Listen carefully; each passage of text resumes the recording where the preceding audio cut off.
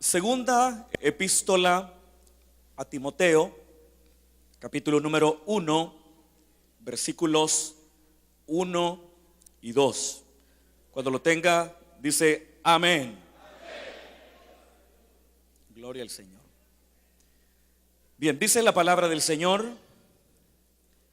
Pablo, apóstol de Jesucristo por la voluntad de Dios, según la promesa de la vida que es en Cristo Jesús. A Timoteo, amado hijo, gracia, misericordia y paz de Dios Padre y de Jesucristo nuestro Señor. Amén. Vamos a orar, hermanos, en esta noche y vamos a presentar delante del Señor estas peticiones de oración que han venido hasta este púlpito, en la confianza que para Él no hay nada que sea imposible y que Él responde nuestras oraciones. Oremos al Señor. Padre que estás en los cielos, en esta noche, Señor, te damos gracias por tu misericordia, por tu bondad, por tu fidelidad, Señor, para con nuestras vidas. Señor, en esta noche te agradecemos por tu presencia maravillosa, esa presencia prometida, donde quiera que hubieran dos o tres reunidos en tu bendito nombre. Señor, nos hemos reunido en tu nombre y sabemos que tú estás hoy en medio de nosotros, confortándonos, fortaleciéndonos, Señor, y renovando nuestras vidas para continuar, Señor, la buena batalla de la fe, para pelear aún y siempre la buena batalla de la fe. Señor, en esta hora te damos gracias por tu misericordia, te damos gracias por los dones del Espíritu Santo, te damos gracias por tu ayuda y tu bondad. Señor, en esta noche ponemos en tus manos misericordiosas cada una, Señor, de las peticiones de oración que han venido hasta este púlpito. Señor, tú conoces cada una de ellas. Tú conoces, Señor, quienes están pidiendo por sanidad, quienes están pidiendo por provisión, quienes están orando por la salvación de algún ser querido, por la restauración de aquel que, habiéndote conocido, Padre, se ha apartado de la palabra. Señor, en esta noche, en el nombre de Jesús de Nazaret, te pedimos que tú traigas respuesta a cada una de esas peticiones. Señor, sana a los enfermos, haz un milagro poderoso y extraordinario en esos cuerpos enfermos. Tu palabra dice, Señor, que por tu llaga hemos sido curados. Te pedimos por tanto, Señor, que sanes a los enfermos en el nombre poderoso de Jesús. Provee, Padre, para las necesidades diversas de tu pueblo. Quienes, Señor, no tienen trabajo, provéeles. Quienes están pasando momentos de dificultad, provéeles. Tú que diste a tu pueblo Israel a comer pan de nobles y le diste agua para beber en el desierto, te pedimos en el nombre de Jesús que tú, Señor, estés proveyendo de manera tal que tu pueblo, Señor, tenga todo lo necesario para poder vivir dignamente delante de ti. Trae salvación a los perdidos, restauración, Señor, a los que están lejos de ti, Señor. Trae respuesta a cada petición, tú las conoces, en el nombre de Jesús. Y ahora, Señor, que hemos abierto tu palabra, te ruego que hables a nuestros corazones por medio de ella. Danos entendimiento, sabiduría y revelación por medio del Espíritu Santo, en el nombre de Jesús. Amén. Gloria al Señor. Pueden sentarse, queridos hermanos. Gloria al Señor. Hermanos, a partir de este día lunes empezaremos a estudiar esta segunda carta, que es, como ustedes ya lo notaron, y se conoce como la segunda carta a Timoteo. Quiero, hermanos, decir algo antes de empezar con la enseñanza. Y es que a manera de introducción estaremos mencionando alguna información con el propósito de poder ubicarnos, de contextualizarnos mucho mejor en esta carta que nosotros conocemos como a Timoteo. Todo escrito de la Biblia, los 39 libros del Antiguo Testamento como los 27 libros del Nuevo Testamento, todos se escribieron en un momento histórico concreto. Y el buen estudiante de la palabra intentará descubrir ese momento histórico que dio luz a ese escrito que nosotros tenemos. Porque el conocimiento del momento histórico, entre otras cosas, porque no es lo único, en que surge cualquiera de los libros de la palabra del Señor, nos permitirá tener una luz adicional en aras de una mejor comprensión del texto. Entonces, es por eso que posiblemente la aplicación para la vida diaria en la exposición de esta noche será muy mínima, cosa obviamente que no será así en las exposiciones futuras, porque obviamente la palabra del Señor tiene algo que decirnos a nosotros, ¿verdad? Entonces, y nosotros siempre estamos expectantes para poder descubrir aquello que Dios quiere decirnos en cualquier porción de las Escrituras. Sin embargo, dije esto a manera de advertencia, porque vamos a dar algunos datos informativos con el propósito de tener una luz adicional que nos permita, como ya lo dije, una recta y mejor comprensión de este texto. Hermano, como usted probablemente lo escuchó en más de alguna ocasión o ya lo sabe, esta segunda carta a Timoteo forma parte de un cuerpo de epístolas que se conoce como epístolas pastorales.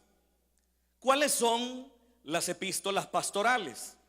Es Tito, primera y segunda de Timoteo. Y se le llama pastorales, por cierto, una designación que se le dio desde el siglo XVIII de la era cristiana. Entonces, desde el siglo XVIII hasta la fecha, se conoce a este cuerpo de doctrinas o a este cuerpo de cartas como cartas pastorales. Aunque hay algunos que mencionan que ya Tomás de Aquino, en el siglo XIII de la era cristiana las llamó pastorales. Sin embargo, fue a partir del siglo XVIII cuando esta designación se hizo más popular, de manera tal que hoy día a Tito, primera y segunda de Timoteo, las conocemos justamente como las epístolas pastorales.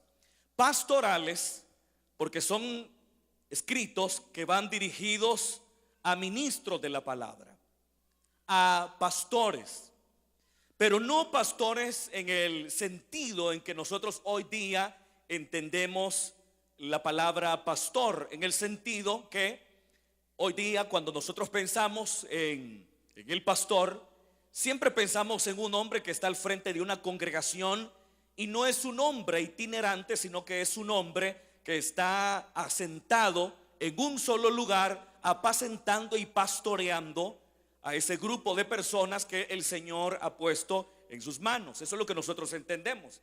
Ya cuando vemos a alguien que predica de un lugar hacia otro, nosotros tendemos a identificarlo más como a un apóstol o a un evangelista, por lo itinerante de sus ministerios.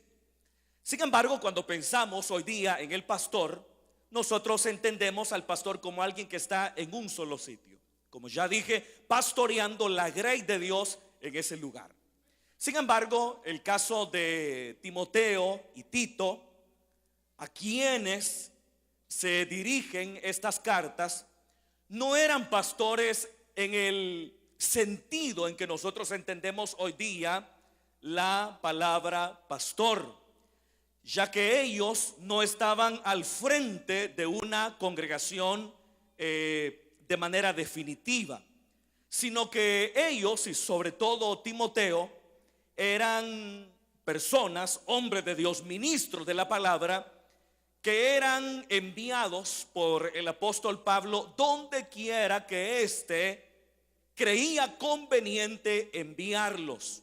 Entonces, por eso nosotros vamos a darnos cuenta que Timoteo fue delegado en varias oportunidades por el apóstol Pablo para cumplir ciertas misiones.